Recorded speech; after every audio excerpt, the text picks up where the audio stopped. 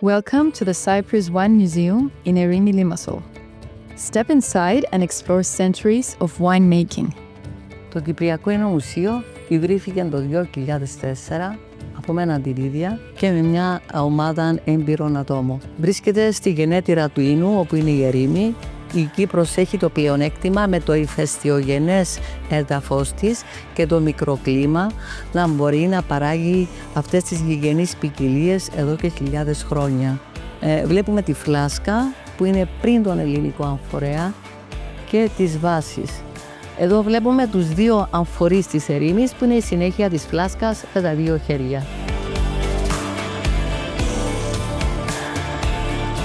Βλέπουμε τα ποτήρια, οι κούπες, πώς έπιναν τον ίνο και τις μικρές ινοχοές πώς εσέρβιρα. Υπάρχουν μαρτυρίες ότι τα σταφύλια και ο ίνος είναι από την Κύπρο, την περίοδο του Χριστού στην Ιερουσαλήμ.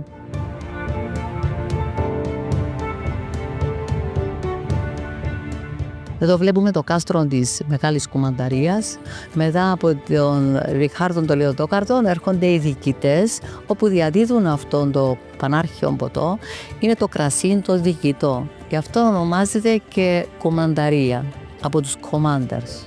Εκτός από την Κουμανταρία που βλέπουμε εδώ, με την ονομασία Κουμανταρία Ορχήστρα, είναι και η ίδια η μουσική ορχήστρα που ίδρυσε ο Φράνσις Γκάι, που είναι ο μαέστρος της, και ανεβάζουμε έργα και στην Κύπρο και στο εξωτερικό.